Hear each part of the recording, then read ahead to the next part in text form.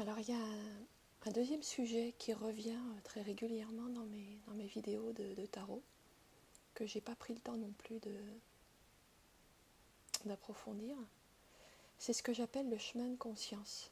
Parce que finalement, ça veut dire quoi le chemin de conscience? Alors, je pourrais donner un certain nombre de définitions. J'ai déjà commencé à en donner une dans la première capsule, que je vous invite à voir si vous ne l'avez pas déjà visionné. Déjà, le chemin de conscience, dans un temps très bref, c'est le chemin que je fais pour revenir à moi-même quand je suis dans une interaction, pour prendre conscience de ce que je fais. Ça, c'est le chemin de conscience compris sur un temps court. Mais il y a aussi le chemin de conscience sur un temps long, je dirais sur le temps de toute une vie, qui consiste à considérer ma vie, donc mon incarnation plus exactement, cette incarnation qui est la mienne maintenant, dans cette vie-ci, comme tout un parcours. Tout un parcours que mon âme est venue faire dans ce monde, sur cette planète, pour apprendre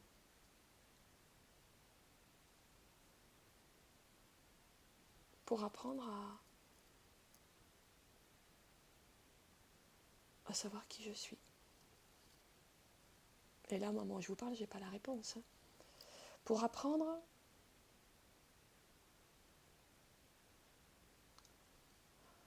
j'essaye de le définir en direct parce que je ne prépare pas ces vidéos. Je voudrais qu'elles gardent un petit peu de spontanéité. Disons que le chemin de confiance, je viens apprendre à être aussi vrai que possible. Je pourrais le définir comme ça. À être aussi près que possible de la vérité de l'instant. À être aussi aligné que possible sur ce qui est là maintenant tout de suite. Ça peut être une définition possible. Il y en aurait plein d'autres. Et donc, le chemin de conscience, ça consiste à considérer tout mon parcours comme un apprentissage.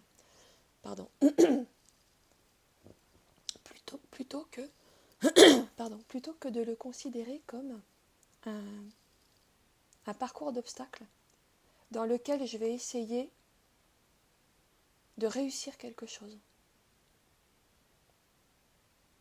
Si je considère ma vie comme un parcours d'obstacles pour réussir des choses, il y a beaucoup de chances que je passe à côté des enseignements de la vie. Parce que chaque fois qu'un obstacle arrivera dans ma vie, je le considérerai comme une erreur de la vie que je dois réparer. Donc je vais considérer mes blessures d'enfance que des erreurs de la vie que je dois réparer. Je vais considérer les personnes qui m'empêchent de faire ce que je veux comme des erreurs de la vie que je dois réparer. Au lieu de les regarder, et c'est là qu'il y a un retournement du regard qui est intéressant, comme des occasions que la vie me donne d'être plus lucide, d'être plus abandonné au vivant, d'être plus disponible à l'intelligence de la vie, d'être plus, je vais le dire avec des termes peut-être à connotation religieuse, plus disponible pour Dieu. Peut-être ça parlera à certaines d'entre vous. C'est une façon de le dire, je ne m'accroche pas à ça. Il n'y a aucun dogme religieux dans ce que j'essaye de vous proposer. Mais pour certaines personnes, ça parle, ça. Je peux regarder chaque obstacle, chaque douleur, chaque situation où il y a une souffrance, comme une occasion d'ouverture du cœur, comme une occasion d'expansion de conscience. C'est la même chose. Comme une occasion de sortir des limitations de mon petit personnage pour m'abandonner à plus grand que moi. Et donc, si vous regardez votre parcours de vie personnel comme ça, ce que je vous invite à faire si ça vous parle, vous allez vous rendre compte que plein de choses que vous avez vécues ou que vous vivez actuellement ne sont pas des erreurs, même si elles ont un caractère injuste.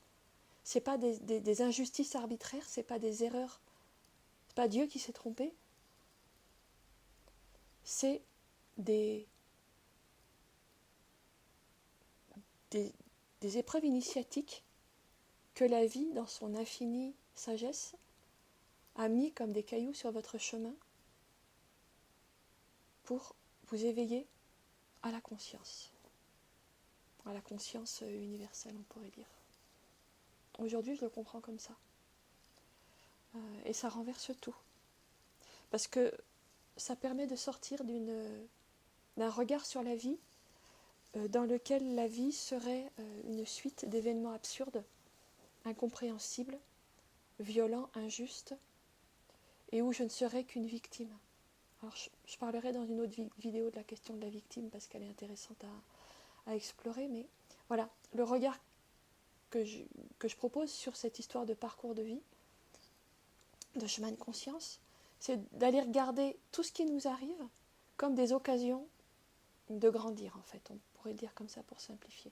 Et ça, c'est vraiment un retournement du regard. Parce que l'inverse,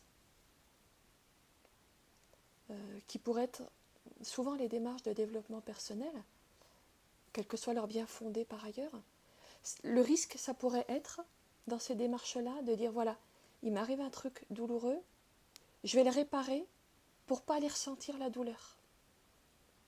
Et quelquefois, on y arrive. Sauf que quand on a bien emballé le truc pour ne pas ressentir la douleur, on se prive du moment initiatique où il y a une fêlure dans la carapace qui vient nous ouvrir. Souvent, les douleurs viennent comme des fêlures dans la carapace. Et ce que je comprends du chemin spirituel, c'est de s'ouvrir à cette fêlure pour laisser entrer la lumière. Et ce que je comprends d'un certain nombre d'approches de développement personnel, même si je n'ai pas de critique globalement sur le développement personnel, mais ce que je comprends de certaines approches de développement personnel, c'est que ça consiste plutôt à aller mettre un baume, à aller colmater la fissure. Et quand vous colmatez la fissure, vous ne permettez pas à la lumière d'entrer. Alors oui, vous permettez à l'autre de ne pas souffrir, ou à vous-même. Si vous êtes thérapeute, vous permettez à l'autre de ne pas souffrir. Si c'est vous, vous vous permettez de ne pas souffrir. Mais du coup, on prive la personne qui souffre de cette fêlure qui fait entrer la lumière. Alors, quand c'est insupportable, il faut mettre le baume. Bien sûr. Le chemin spirituel n'est pas un chemin de masochisme. Mais chaque fois que c'est possible, et ça l'est plus souvent qu'on ne le croit, peut-être l'invitation, ce serait de dire, ok, là, je ne vais pas aller mettre un baume, je ne vais pas aller colmater la fissure. Il y a quelque chose qui m'a ouvert, je vais m'ouvrir à ça. En tarot, c'est ce que signifie pour moi la carte du 3 d'épée. Si vous connaissez un peu le Rider-Waite, elle représente un cœur avec 3 épées fichées dedans. Souvent, on le représente comme les douleurs, les peines de cœur, et ça l'est, effectivement. Mais on néglige dans cette interprétation l'autre aspect qui est que cette épée dans le cœur, elle vient ouvrir quelque chose. Et dans cette fêlure, la lumière peut entrer.